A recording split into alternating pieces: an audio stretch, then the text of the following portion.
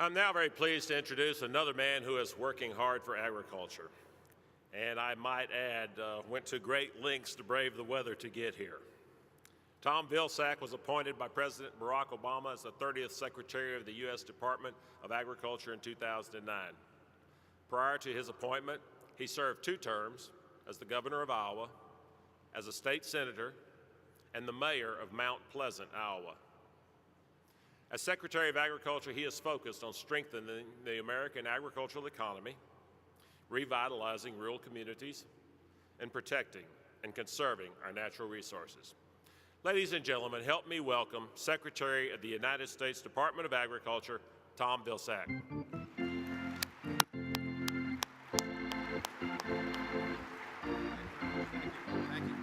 Thank you, folks. Thank you, please. Thank you. Thank you.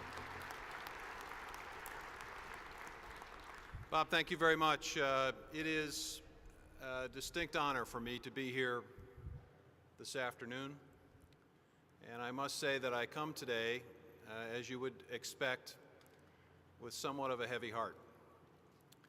Our country obviously has gone through a very difficult weekend, and our thoughts and our prayers are extended to those who have been victimized in Tucson, to those who have lost loved ones, to those who are struggling for their lives, and to the family members who are dealing with this tragedy.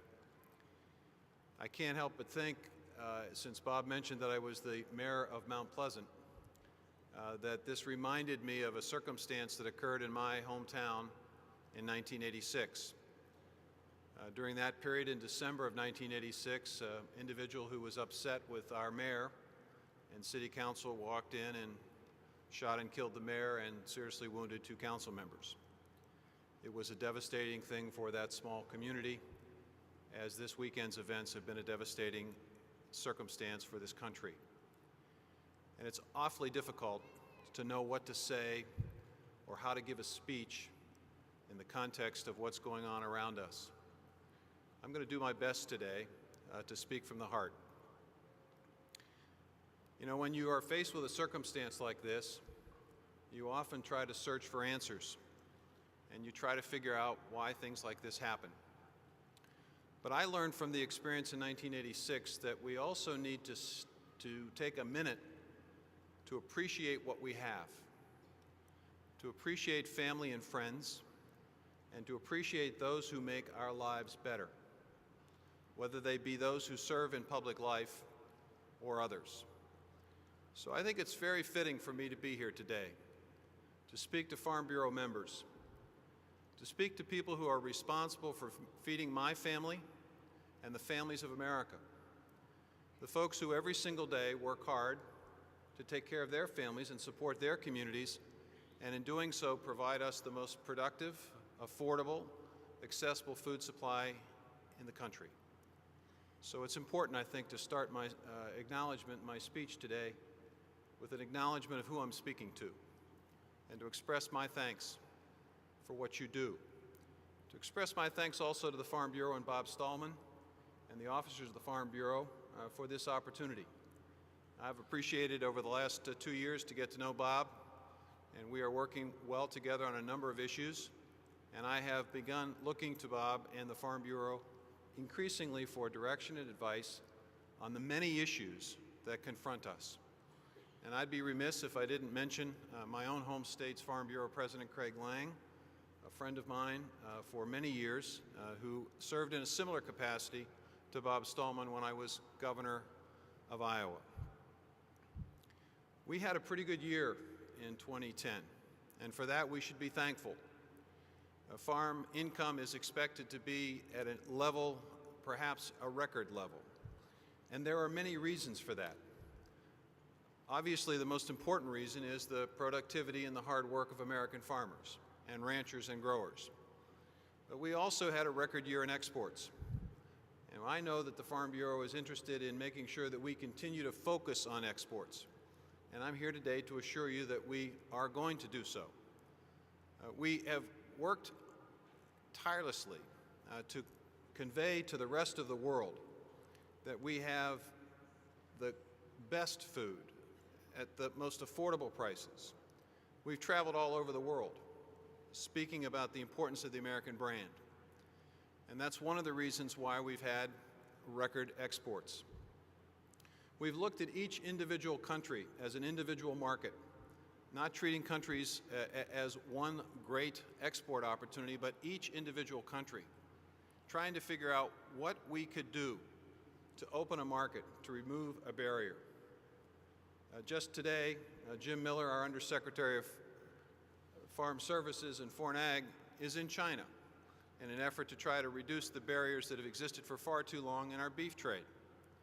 Just last month, I was in Mexico speaking to my counterpart, Secretary Mayorga, about the importance of putting down the barriers on beef and potatoes that have been existing in Mexico for far too long, and I was certainly appreciative of the opportunity to reach out to him this month, as I did to Bob and other farm leaders, to convey my hope that what Ray LaHood has done as Secretary of the Transportation in laying out a framework for resolving our trucking issues with Mexico will lead to a reduction and ultimate elimination of the tariffs that have been assessed against our agricultural products. That will obviously increase export opportunities, and I am thankful and appreciative of that work. I'm also appreciative of what rural America is doing for the rest of the country. And I don't think people fully appreciate that one of the reasons why we had such a good year in agriculture is because of the steps that you all have taken, steps that the rest of the country could learn from. And I think we are going to begin to learn from them. If you think about American agriculture and what it's been able to do over the course of the last 20 or 30 years, first and foremost, it learned lessons from the 1980s, when we went through a difficult time, when folks were over-leveraged. American farmers and ranchers and growers made the decision that they were going to reduce their debt load. They were going to work hard to be productive, to make sure that they only borrowed that which they needed. So today, for every dollar of debt in the countryside, there is $11 of asset value.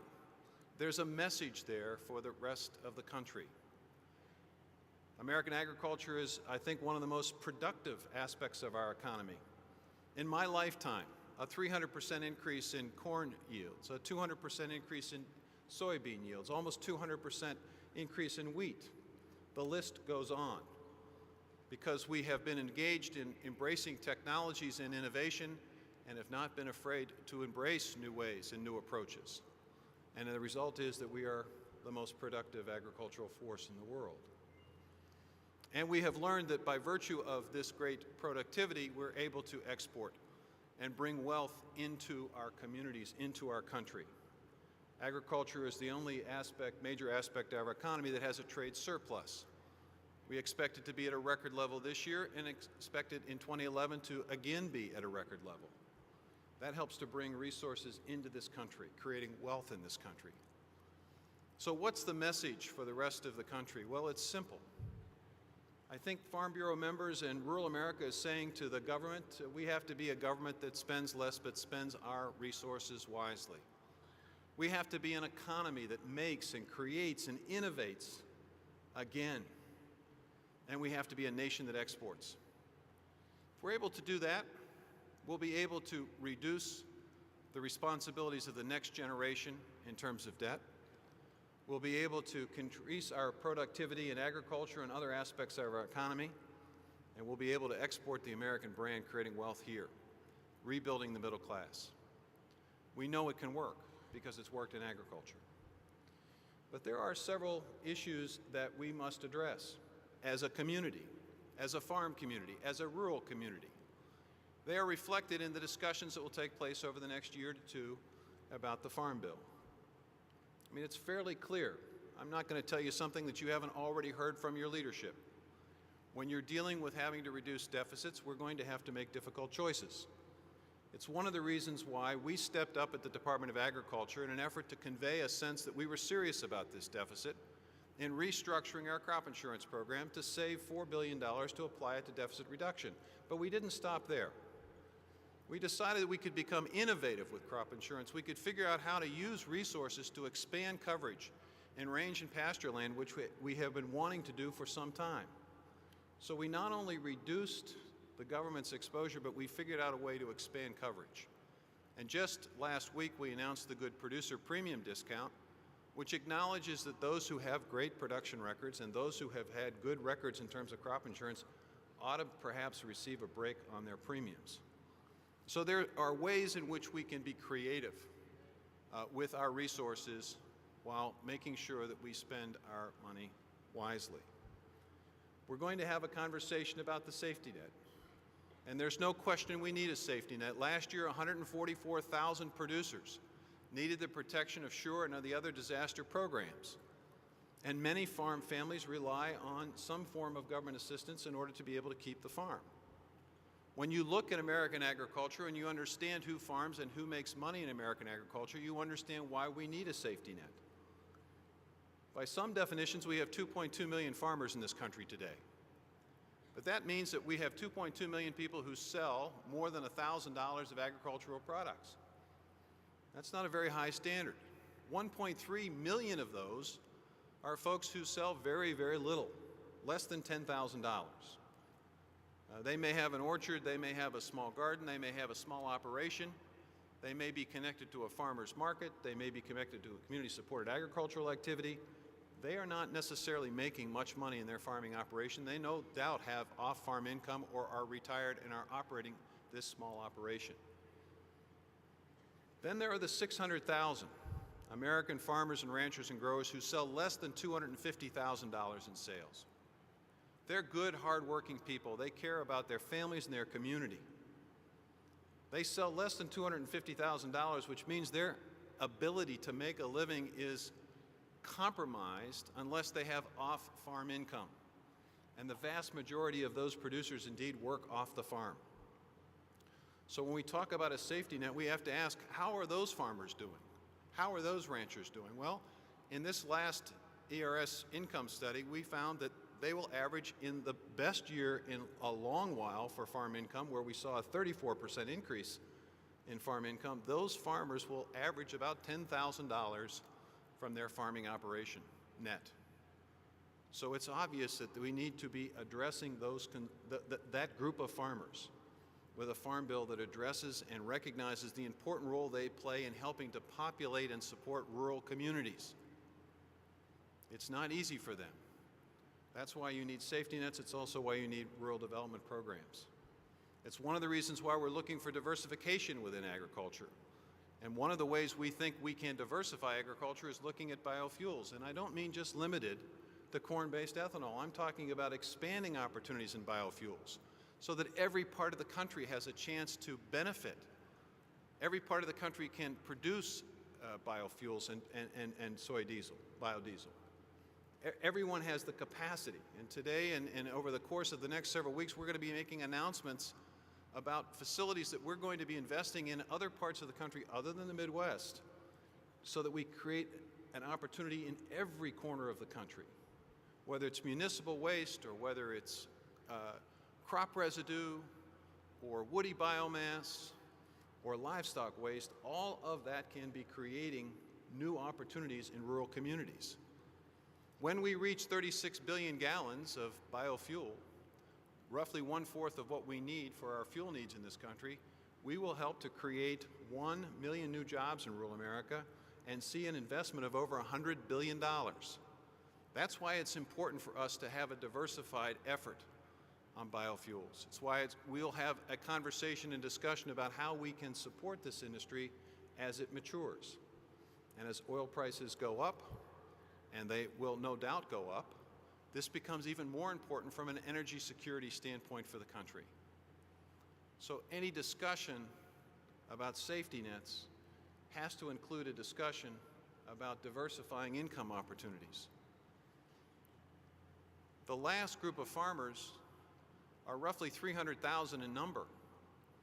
Less than 1% of the 1% that farm totally in this country. Less than 1% of the population. 300,000 farmers who produce roughly 85% of what we consume and what we export. They'll do quite well. But they also will have significant capital investment. And that's the reason why it was important to pass tax legislation in this last session of Congress. Not only to reduce payroll taxes for a year, but more importantly to allow business expensing at 100% this year so that folks could feel free to go out and purchase that implement that they've been wanting to purchase for some time but have been concerned about their ability to afford it.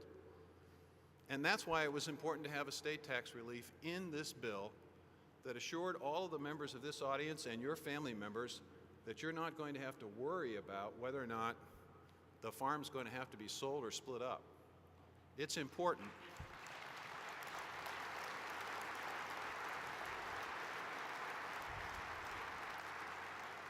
It's important that those messages are sent and repeatedly sent as a way of acknowledging the important role that that small percentage of people who are extraordinarily important and who are underappreciated in this country, that we do in fact recognize their significance.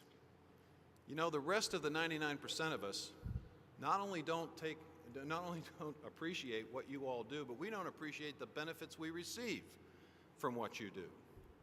I've been telling audiences all over the country, in terms of expressing appreciation for farmers and ranchers and growers, that when I go into the grocery store and I purchase groceries, I walk out of that grocery store with more of my paycheck in my pocket than just about anybody else in the world. American consumers spend somewhere between 10 and 15% of their paycheck on food. The rest of the world may spend 20, 25, and in some developing countries as much as 40 or 50%. And so I'm asking my friends around the country, what is it that you do with that extra 10 to 15% that you get because of the productivity and hard work of American farm families? Do you buy a nicer car? Do you live in a bigger home? Do you have a vacation? Do you put money aside for college? Do you have a retirement nest egg that's bigger than it might otherwise be? What do you do every year with that benefit? And when was the last time you thanked a farmer, a rancher, or grower? Folks, this is an important message for us to convey to the rest of the country as we begin to discuss the Farm Bill in the context of less debt for the country, because you all know, and I know, we cannot continue to sustain high deficits. So everyone's going to have to do their part, and we at USDA began that process with our efforts in crop insurance. Now, innovation. It's going to be important for us to continue to be as productive as we possibly can be in agriculture. That means we need to continue, as part of the Farm Bill discussion, to recognize the important role that research plays, not only in increasing productivity, but also in dealing with invasive species and pests and diseases. We spend and invest roughly $1 billion a year in a variety of pests and diseases that I know impact and affect your productivity. We're trying to figure out how to solve these problems. And we're going to continue to do that. We're going to continue to invest in the research that tries to solve those problems. At the same time, we're going to continue to partner to try to figure out ways in which we can increase productivity. Taking a look at the genome of corn, for example, and trying to figure out how we might be able to better use that information. Looking at dairy cows and trying to determine whether or not we can learn something that would lead to more and greater productivity. And speaking of dairy, I recognize the challenges that that industry suffered specifically in 2009, and we saw a slight rebound in 2010. But I know and you know that we are also watching carefully what's happening as herds increase. We know what can happen if they increase too quickly and too much, and we have an oversupply of milk. It's the reason why we put a dairy council together and challenged them with coming up with a formula and a format that might provide greater stability, less volatility in dairy pricing. And we expect and anticipate their recommendations will be forthcoming within the next month or so, and we will be working with both House and Senate agricultural committees to ensure that we actually do take action. Our dairy farmers need this help. In just the last 10 years, we've gone from 110,000 producers to 65,000. And so I think it's important and necessary for us to see if we can figure out a way in which we can provide greater profitability and more stability in that industry.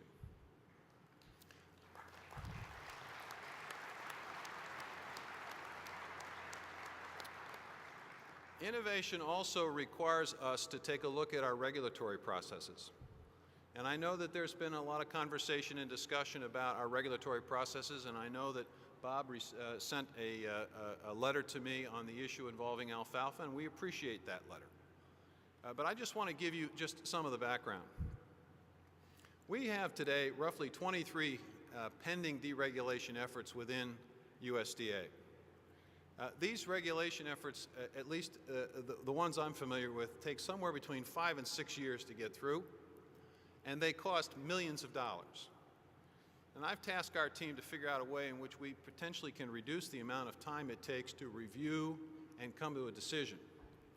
And I know that there's a discussion about alfalfa.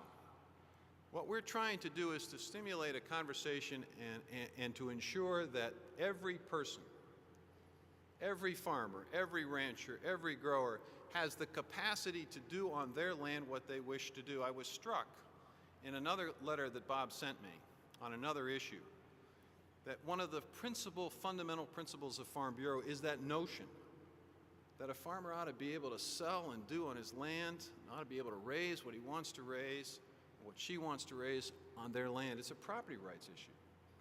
And so we're trying to figure out, as difficult as it might be, is there a way in which we can assure that we have less interference with the capacity for folks to do what they want to do on their land?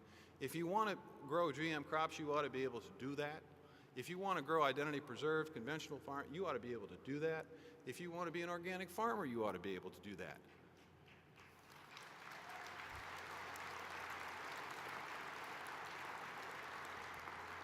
This is not an easy conversation. And the simplest thing for me to do in the position I'm in is to ignore it. But that's not how you all handle tough situations on the farm or on the ranch. You don't ignore problems. You're the greatest solvers and innovators and thinkers that I know of. When there's a problem, you can figure it out. Now, you know, this problem, Bob, isn't probably going to work with a little baling wire and duct tape, but you know what I'm talking about. You have the capacity to figure things out, and you're expecting us to do the same. I'm not going to shy away from asking the tough questions and trying to find those elusive answers, because you deserve that. Because, as I say, every farmer ought to be able to do what he or she wants to do on their land. So we're going to continue to have that conversation.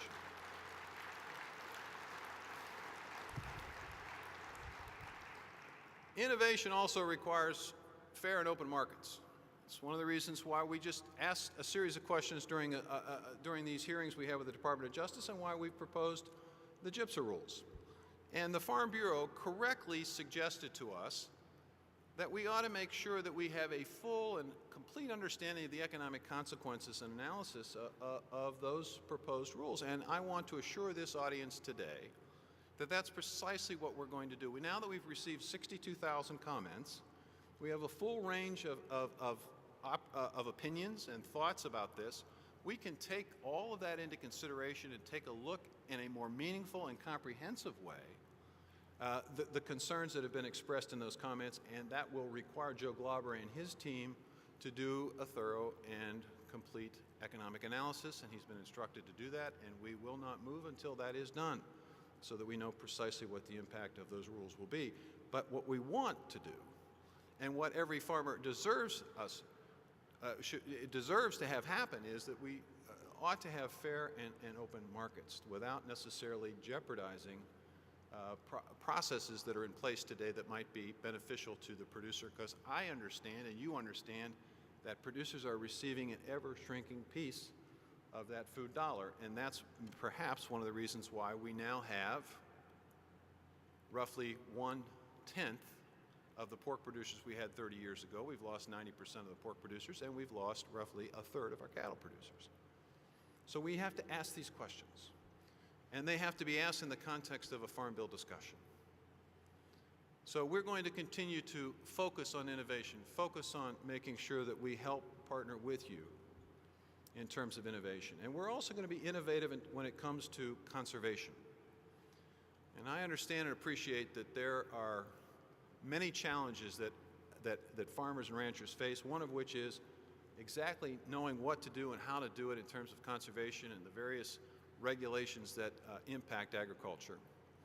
We are learning a very valuable lesson with a program which we call the Sage Grouse Initiative, in which we partnered with the Department of Interior who is in charge of the Endangered Species Act, and we basically asked them, is there a way in which we at USDA can use our conservation resources and allow folks on a voluntary basis to adopt certain practices that will lead to greater protections of sage grouse, and if they do that, can they have some degree of regulatory certainty as it relates to the Endangered Species Act? And the Department of Interior was willing to work with us. We think that that creates the opportunity for that kind of conversation and discussion to take place in other areas of government. Can we figure out a creative way to use our resources, as limited as they may be in tough economic times, in a creative way to provide greater certainty? The farmer benefits, society benefits. That's the goal as we look at a record number of acres now enrolled in a variety of conservation programs, as we figured out ways to extend CRP, as we continue to look for resources and opportunities in the conservation area. Last but not least, the export piece of this. I mentioned that we're working very hard on reducing barriers, on looking at countries as individual countries from a trade perspective. We are going to continue to do that. We recognize that not every country is the same on the market continuum. There may be a fragile market like in Afghanistan where we have no likelihood of immediate trade opportunities, but there is a chance at some point in time in the future, if we build the relationships to create trading opportunities. That's a fragile market, so we have a long-term strategy. And I want to tell you how proud I am of National Guard troops and American military working with USDA officials in Afghanistan as they convince Afghan farmers to move away from poppy production to producing pomegranates and other products that they can sell for more than poppy and do a better job of supporting their families and their villages. This is a tremendous effort that American agriculture is undertaking, and it's the kind of relationship building that will help us create a fragile market partnership that over time could produce market opportunities. There are closed markets that we have to continue to work on to open. It's one of the reasons why I traveled to India, to continue to talk to the agricultural minister in India about the necessity of opening up their markets, of having greater confidence in the ability to have a free flow of exchange of goods and services. There are emerging markets, and China is certainly one of them. China is now our #2 trading partner. They're $500 million away from being the #1 trading partner in this country in agricultural products. It's Canada, it's China, and it's Mexico. It's the reason why Jim Miller is spending 2 weeks over there in an effort to try to figure out if we can reduce the barriers that have existed in terms of beef and how we might be able to use that to reopen closed markets. There are mature markets like Japan, and there, again, we're having conversations about reopening markets. It's also about negotiating free trade agreements. We are hopeful that Congress will be able to act appropriately and quickly on the Korean Free Trade Agreement. We hope that creates momentum for other free trade agreements, because we know and appreciate the impact that that can have specifically on agriculture. And it's also about multilateral arrangements. It's one of the reasons why we're engaged in the Trans-Pacific Partnership discussions in Southeastern Asia, which is another growing opportunity for American agriculture. So we're going to continue to focus on exports. And that's one of the reasons that we need to make sure that as we fashion a farm bill, as we put together an understanding of what it takes to support agriculture in this country, that we don't forget that 1 out of every 12 jobs in this country is connected to agriculture, and that we have that export surplus, a trade surplus, because of our exports in agriculture. We want to maintain that with a good, strong trade section of the farm bill. Bob told me that he was never going to give me the hook, and so I don't want to overspend my time, because you've got Mike Rowe here, and I've checked out his backside, and it's actually looking pretty good tonight. But I want to end with this. There are many reasons to be appreciative of the folks in this audience. You're the supplier of food and fiber and feed. 85% of the renewable water resource in the country is impacted and affected by what happens on our private working lands. It's 800 million acres of forested land that is in rural America. I said 1 out of every 12 jobs, the export surplus. There are lots of reasons.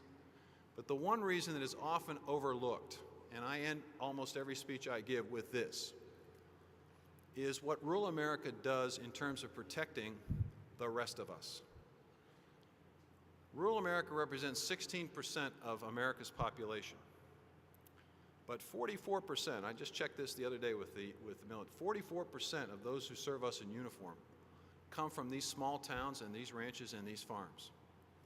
44%.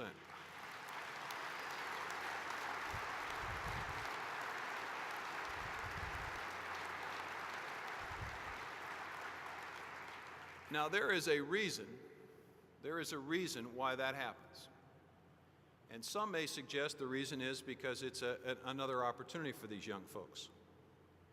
But I don't think that's the reason. I think the reason that this happens and has happened throughout our history is because of the value system that you all represent. I'm pretty confident that when you raise your children and your grandchildren on those farms and ranches and in those small towns, you convey to them a sense of understanding the laws of nature. And there's a very basic law that you understand, and that is that you can't keep taking from the land. You just can't keep taking. You got to give something back. And when you give back, then it renourishes and replenishes the land, and it continues to provide bounty. And you convey that to the young people who are growing up and your families and your communities, so that when they get older, they realize it's not just the land that works on that principle, it's also a country.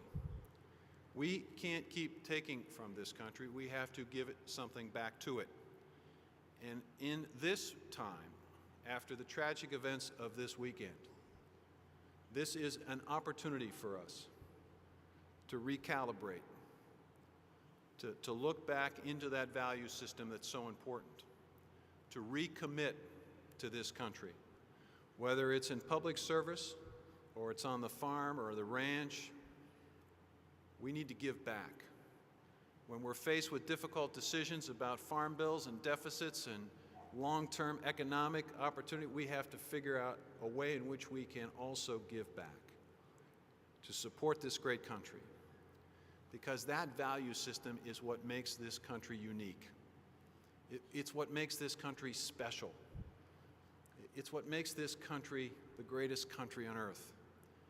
And it starts with you and your generations on the farm, on the ranches, continuing to make sure that that traditional set of values is carried on to the next generation. And it is my responsibility at USDA to try to partner with you, and we will do everything we can to be a strong and valid partner. Thank you, and God bless you.